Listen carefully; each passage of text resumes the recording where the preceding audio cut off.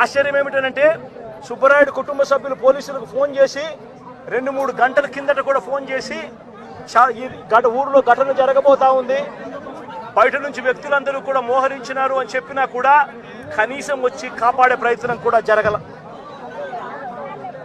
గత ఏడాది జూలై 23వ తారీఖున పల్నాడు జిల్లా పెదకూరుపాడులో కొసూరులో వైఎస్ఆర్సీపీ నాయకుడు ఈద సాంబిరెడ్డిని కూడా ఇనుప రాడ్లతో దారి కాచి రోడ్డులో కారు ఆపి కొట్టి చనిపోయాడని చెప్పి వదిలేసి వెళ్ళిపోయిన ఘటన.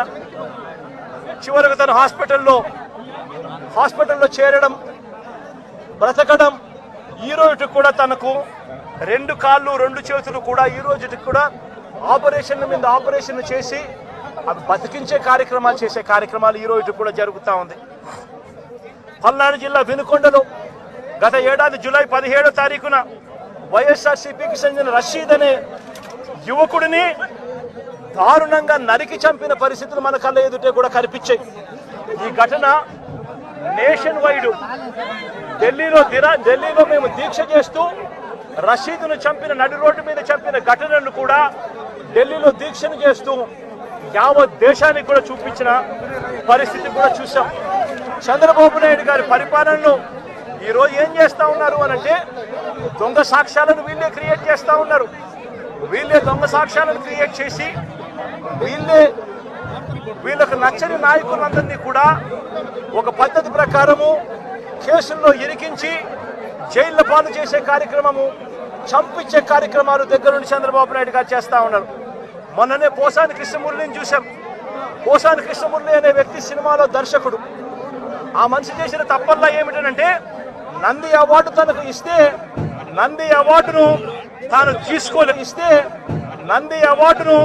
తాను తీసుకోలేదు. తీసుకోకుండా కుల వివక్ష పాటిస్తున్నారు అని చెప్పి ఒక స్టేట్మెంట్ ఇవ్వడం ఆయన చేసిన తప్పు.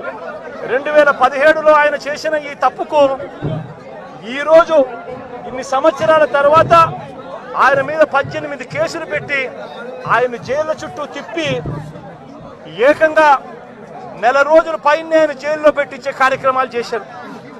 దళిత మాదిగ సామాజిక వర్గానికి సంబంధించిన మా మాజీ లోక్సభ సభ్యుడు నందిగాం సురేష్ పై తప్పుడు కేసులు పెట్టి ఏకంగా 145 రోజులు అతన్ని జైల్లో పెట్టడం కూడా చేశారు.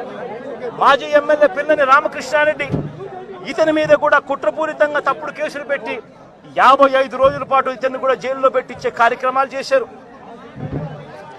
దాడులు చేసేది టీడీపీ వాళ్ళైతే జైల్లో పెట్టింది మా వాళ్ళను, వైఎస్ఆర్సీపీకి సంబంధించిన వాళ్ళను జైల్లో పెడతా ఉన్నారు. పోలీసులు క్రియాశీలక పాత్ర పోషిస్తూ ఉన్నారు. వల్లభనేని వంశీ తాను ఘటనా స్థలంలో లేడు అని చెప్పి ఏకంగా తెలుగుదేశం పార్టీ ఆఫీసు దాడి జరిగిన ఘటనలో తాను లేడు అని చెప్పి ఏకంగా కోర్టులోకి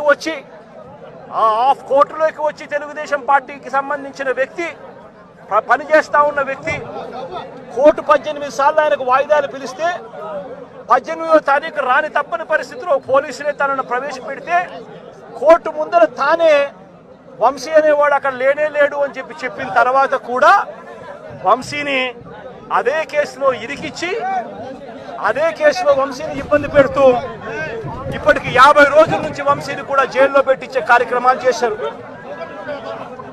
ఇలా రాష్ట్రం మొత్తం మీద రెడ్ బుక్ పరిపాలన సాగిస్తా ఉన్నారు. ఇదే చంద్రబాబు నాయుడు గారిని అడుగుతాను, అయ్యా చంద్రబాబు, ప్రజల్లో ఏదైనా కూడా మంచి పేరు తెచ్చుకొని రాజకీయాలు చేయడం నేర్చుకోండి. మీరు సూపర్ 6 ఎందుకు అమలు చేయడం లేదు అని చెప్పి ఈరోజు ప్రజలు గట్టిగా నిలదీస్తా ఉన్నారు. సూపర్ 7 హామీలను ఎందుకు అమలు చేయడం లేదు అని ప్రజలు మిమ్మల్ని గట్టిగా ప్రశ్నిస్తా ఉన్నారు. ఇలాంటి ప్రశ్నించే సమయంలో ప్రజల గొంతు వినపడకూడదు అని చెప్పి రాష్ట్ర వ్యాప్తంగా రెడ్ బుక్ పాలన మీరు సాగిస్తూ వైఎస్ఆర్సీపీకి సంబంధించిన వాళ్ళు లేదా మీ సూపర్ 6ను మీ సూపర్ 7ను ఎందుకు అమలు చేయడం లేదు అని చెప్పి అడుగుతా ఉన్న ప్రజలను మీరు దయా దాక్షిణ్యం లేకుండా ఈ రకంగా ప్రతి చోట కూడా పోలీసులను ఉపయోగించుకుంటూ ఎమ్మెల్యేలందరినీ కూడా హింసను ప్రోత్సహించండి అని చెప్పి వాళ్ళందరినీ కూడా ఉసగొలుపుతూ రాష్ట్ర వ్యాప్తంగా కూడా మీరు చేస్తా ఉన్న ఈ దౌర్జన్య కాండ త్వరలోనే ప్రజలు చూస్తూ ఉన్నారు, దేవుడు చూస్తూ ఉన్నాడు.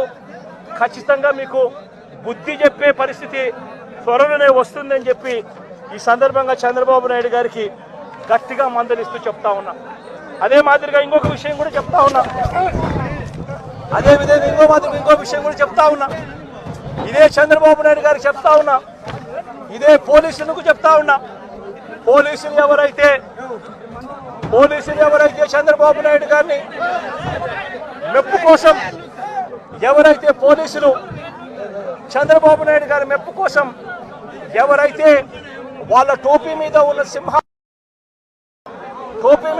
సింహాలకు సెల్యూట్ చేయకుండా చంద్రబాబు నాయుడు గారికి వాచ్మెన్ల కింద పనిచేస్తా ఉన్న ఆ ప్రతి పోలీస్ అధికారికి చెప్తా ఉన్నా, ఎల్లకాలం చంద్రబాబు నాయుడు గారి పరిపాలన సాగదు.